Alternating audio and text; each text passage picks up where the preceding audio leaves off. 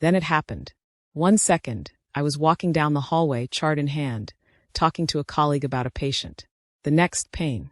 Like a firecracker exploding inside my chest. I couldn't breathe. I dropped the chart. My legs gave out. I fell to the floor. I heard people yelling. Code blue. Nurse M&M is down. I tried to speak, but my mouth wouldn't move. I could see faces above me, masks, gloves, panic in their eyes. Someone was doing chest compressions. I felt the pressure, but it was distant, like it was happening to someone else. And then, silence. Complete silence. No voices. No machines. No pain. Just peace. And I was rising. Not in my body. My body was still on the floor. I could see it. The nurses around me, the defibrillator, the flashing lights. But I was floating above it all. I wasn't scared. I wasn't confused. It just made sense. I was out of my body. And I was moving, up, then forward, like being carried by a gentle wind. The hospital disappeared. The world faded. And then, I was somewhere else. Not a place like Earth. Not a room, not a sky, not a forest. But real. More real than anything I've ever known. Light. Not like sunlight. Not like a lamp. This light was alive. It wasn't just brightness. It was warmth, love, knowing. It didn't blind me. It filled me. And I felt something. Not with my skin. Not with my heart. But deep. Deeper than bones, deeper than blood. I felt known. Like every thought I'd ever had, every lie I'd told, every secret I'd hidden, every time I'd been kind or cruel, every time I'd said, I'll pray for you, and forgot. All of it was seen. And yet, I wasn't ashamed. Because the light didn't judge me. It loved me. Not because I deserved it. Not because I was good. But because that's what the light was. Love. Pure. Unstoppable. Unearned. And in that moment I knew this is God. Not a man on a throne. Not a distant voice. Not a religious idea. This was the source. The beginning. The one who made everything. And he wasn't mad at me. He wasn't waiting to punish me. He was calling. Not with words. But with presence. With pull. Like a mother calling her child home from the field. And I wanted to go. More than anything, I wanted to step into that light and never leave. But then something changed. The light didn't move away. But I did. I began to drift sideways. Not toward darkness. Not toward hell. But toward another place. A place of awareness. Like stepping into a vast room where millions of lives were being seen, felt, known. And I saw people. Not their bodies. Not their faces. But their souls. And I knew them. Not by name. But by their story. I saw a man in a jungle village, barefoot, wearing animal skins, protected the weak, shared his food with the hungry. And when he died, he stepped into light. The same light I had seen. I saw a woman in a war-torn country, hiding in a basement with her children. She whispered to them, "Don't be afraid. There's someone watching over us." She didn't know who. She just knew. And when she died shielding her children from a bomb, she was gathered into peace. I saw a scientist in a lab, studying the stars, amazed at how perfectly everything fit together. He didn't believe in God, but he said, "This couldn't have happened by accident."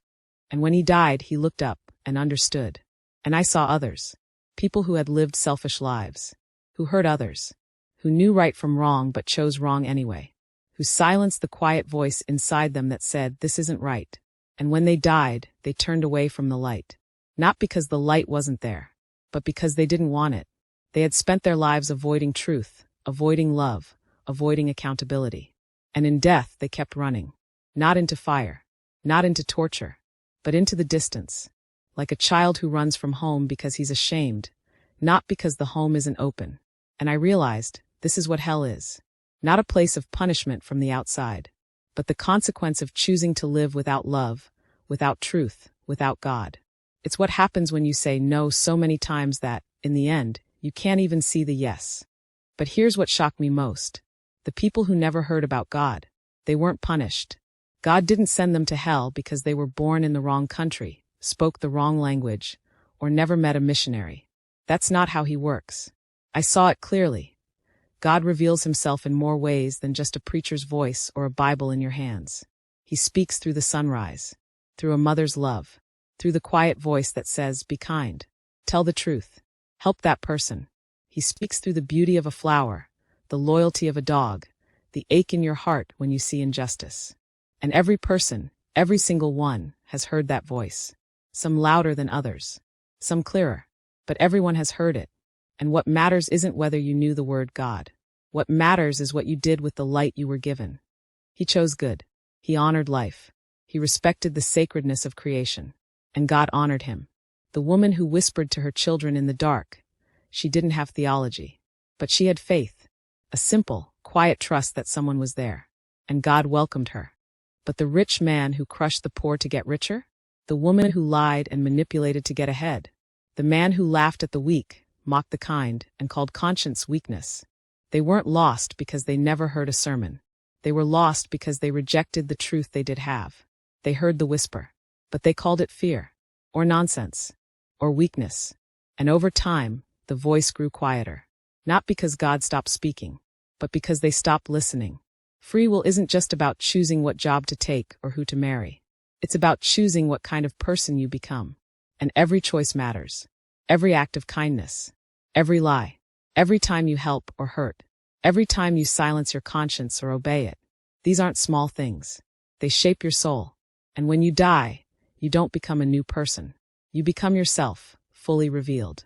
No more masks. No more pretending. Just who you really are. And if who you really are loves truth and light, you'll run to it. If who you really are loves control, power, and self, you'll turn away. Not because God throws you out, but because you wouldn't be happy there. Imagine a man who hates music being forced to live in a concert hall. Or a woman who loves darkness being dragged into sunlight. That's not punishment. That's just reality. And God, he's not a dictator. He's a father. And a father doesn't force his children to love him. He invites. He woos. He leaves the door open. Even to the very end. I saw people, so many people, who had lived in darkness but at the last moment turned toward the light. A thief on his deathbed whispering, "I'm sorry." A woman who had hated God, but in her final breath said, "If you're there, take me." And in that moment, they were caught. Not because they'd earned it, but because grace is real, and it's wider than we think. Especially for those who never had a fair chance. God isn't unfair.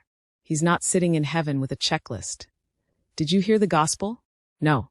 Then hell. That's not love. That's cruelty. And God is love. So he meets people where they are. He gives everyone the chance to respond to the truth they have. And for those who never heard his name, but lived by the truth in their hearts, they belong to him. Because he made them. And he knows them. And he doesn't lose his children just because someone forgot to tell them his name. But here's the hard truth. Ignorance isn't innocence. Just because you never heard about God doesn't mean you get a free pass. Because everyone knows something. Everyone has felt the pull of love, the sting of guilt, the awe of beauty. And what you do with that matters. The man who beats his wife, he knows it's wrong. The woman who steals from the poor, she knows it's wrong. The leader who oppresses his people, he knows it's wrong. They don't need a Bible to tell them. Their own heart does. And when they ignore it again and again, they harden their soul. And death doesn't fix that. Death reveals it. I saw it.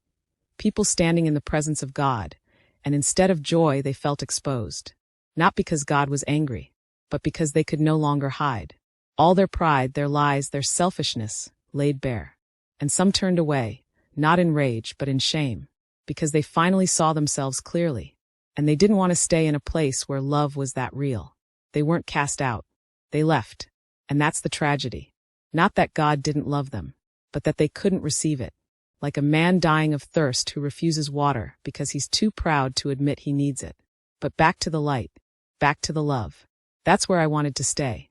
I didn't want to come back. I didn't care about my job, my bills, my worries. None of it mattered. All that mattered was that. The presence, the peace, the knowing that I was loved beyond measure. And then a voice. Not loud. Not booming. But deeper than sound. It said, "You're not done." And I understood.